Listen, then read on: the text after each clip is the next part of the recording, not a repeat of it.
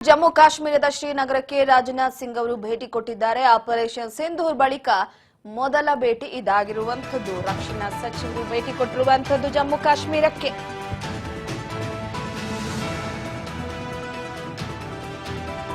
ಯೋಧರೊಟ್ಟಿಗೆ ಸಂವಾದವನ್ನು ನಡೆಸಲಿದ್ದಾರೆ ಕೇಂದ್ರ ರಕ್ಷಣಾ ಸಚಿವರು.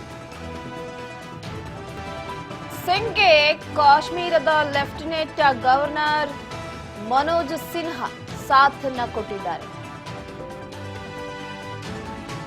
ಆಪರೇಷನ್ ಸಿಂಧೂರ್ ಆದ ನಂತರವಾಗಿ ಮೊದಲ ಭೇಟಿ ಕೊಡ್ತಾ ಇರುವಂತದ್ದು ಜಮ್ಮು ಕಾಶ್ಮೀರದ ಶ್ರೀನಗರಕ್ಕೆ ರಾಜನಾಥ್ ಸಿಂಗ್ ಅವರು. ಅಂದ್ರೆ ಗಡಿಭಾಗ ಯೋಧರೊಟ್ಟಿಗೆ ಕೆಲವೊಂದಿಷ್ಟು ವಿಚಾರಗಳನ್ನ ಮಾತನಾಡಲಿದ್ದಾರೆ, ಸಂವಾದವನ್ನ ನಡೆಸಲಿದ್ದಾರೆ. ಯೋಧರ ಕಾರ್ಯವೈಖರಿಯನ್ನ ಶ್ಲಾಘಿಸಲಿದ್ದಾರೆ, ಯೋಧರಿಗೆ ಮೆಚ್ಚುಗೆಯನ್ನ ವ್ಯಕ್ತಪಡಿಸಲಿದ್ದಾರೆ. ಸದ್ಯಕ್ಕೆ ಈಗಾಗಲೇ ಆಪರೇಷನ್ ಸಿಂಧೂರ ಯಶಸ್ವಿಯಾಗಿದೆ. ಭಾರತೀಯ ಸೇನೆ ಭಾರತೀಯರಿಗೆ ಕೊಟ್ಟಂತಹ ಪ್ರಮಾಣವನ್ನ ಉಳಿಸಿಕೊಂಡಿದೆ. ಉಗ್ರರನ್ನ ಧ್ವಂಸ ಮಾಡುವ ಕಾರ್ಯಾಚರಣೆ ನಡೀತಾ ಇದೆ. ಕೆಲರ ಮುಖಾಂತರವಾಗಿ ಕೆಲವೊಂದಿಷ್ಟು ಭಯೋತ್ಪಾದಕರನ್ನ ಸದೆ ಬಡಿತಾ ಇದೆ. ಗಡಿಭಾಗದಲ್ಲಿ ಗುಂಡಿನ ಚಕಮಕಿ ಕೂಡ ಜೋರಾಗಿರುವಂತದ್ದು. ಉತ್ತರಕ್ಕೆ ಪ್ರತ್ಯುತ್ತರವನ್ನ ಕೊಟ್ಟೆ ಅಭ್ಯಾಸ ನಮ್ಮ ಭಾರತೀಯ ಸೇನೆಗೆ. ಸದ್ಯಕ್ಕೆ ಲೆಫ್ಟಿನೆಂಟ್ ಗವರ್ನರ್ ಮನೋಜ್ ಸಿನ್ಹಾ ಅವರು ಸಾಥ್ ಕೊಟ್ಟಿದ್ದಾರೆ ರಾಜನಾಥ್ ಸಿಂಗ್ ಅವರೊಟ್ಟಿಗೆ. ಹಾಗಾಗಿ ಒಂದು ಕಡೆ ಈಗ ರಾಜನಾಥ್ ಸಿಂಗ್ ಅವರು ಅಲ್ಲಿರುವಂತ ಸೈನಿಕರೊಟ್ಟಿಗೆ ಮಾತುಕತೆ ನಡೆಸಲಿದ್ದಾರೆ. और रोग नेशन के हाथों में परमाणु हथियार सुरक्षित हैं? मैं दुनिया के सामने यह सवाल खड़ा करना चाहता हूं। मैं मानता हूं कि पाकिस्तान के एटमी हथियारों को IAEA international atomic energy agency की निगरानी में लिया जाना चाहिए। मैं ये कहना चाहूंगा और साफ तौर पर कहना चाहूंगा, साथियों, हमारी सेनाओं हमारी सीमाओं पर अपनी मातृभूमि की रक्षा के लिए जिस तरह से आप सभी बिना रुके बिना थके दिन रात लगे रहते हैं, वह अपने आप में अद्भुत है और अद्वितीय भी है। आपकी यही बातें हम सब भारतीयों के लिए मार्गदर्शक का कार्य करती हैं। यही कारण है कि मैं हमेशा आपसे मिलने के लिए उत्साहित रहता हूं, ताकि आपके अंदर की ऊर्जा से हम सब भी कुछ प्रेरणा ले सकें। साथियों, आतंकियों ने पहलगाम में धर्म पूछकर हमारे निर्दोष लोगों को मारा। उसके बाद आपने जो जवाब दिया उसे पूरी दुनिया ने देखा है। उन्होंने यह नहीं सोचा कि आम नागरिकों ने उनका क्या बिगाड़ा है, उन्होंने ऐसा क्या किया है कि उन्हें मार दिया जाए। पर मैं यह कहना चाहूंगा, आतंकियों ने भारतीयों को धर्म पूछकर देखकर मारा, धर्म पूछकर मारा, तो हमने आतंकियों को उनका कर्म देखकर मारा है। उन्होंने धर्म देखकर बेगुनाहों की जान ली। यह पाकिस्तान का कर्म था, हमने कर्म देखकर उनका खात्मा किया। यह हमारा भारतीय धर्म है। एक रक्षा मंत्री के रूप में मुझे आप सबको बेहद नजदीक से वर्षों से जानने का और समझने का अवसर मिला है। मैं आपके साहस और पराक्रम को तो जानता ही हूं, साथ ही साथ पहलगाम जैसी घटना के प्रति आपके गुस्से को भी मैं अच्छी तरह जानता हूं।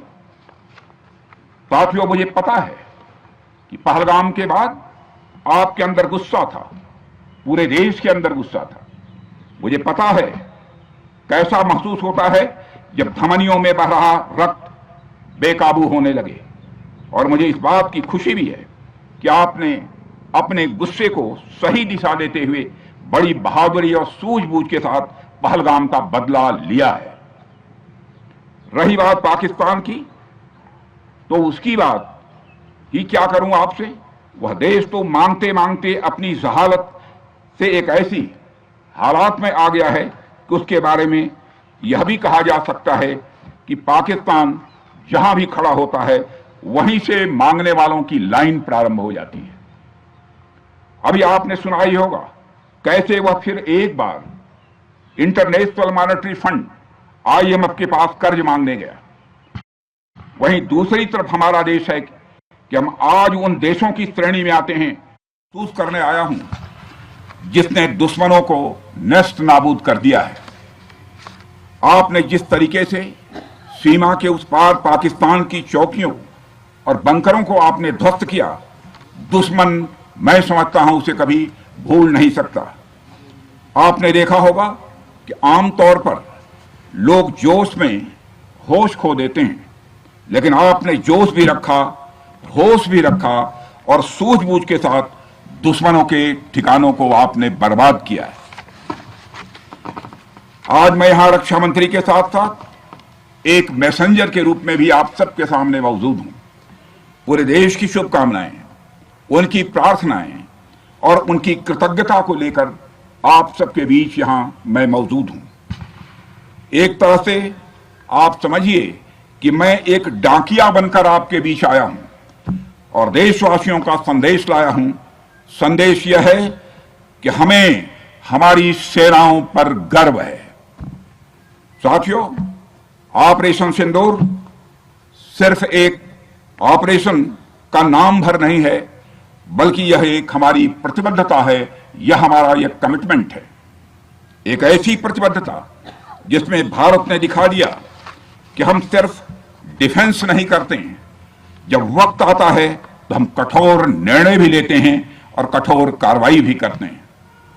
यह ऑपरेशन उस एक एक जवान की आंखों में देखा गया सपना था कि हर आतंकी ठिकाना, चाहे वह घाटियों में छुपा हो या बंकरों में दबा हो, हम वहां पहुंचेंगे और दुश्मन की छाती चीरकर हम उन आतंकी ठिकानों को खत्म करके ही हम वापस लौटेंगे।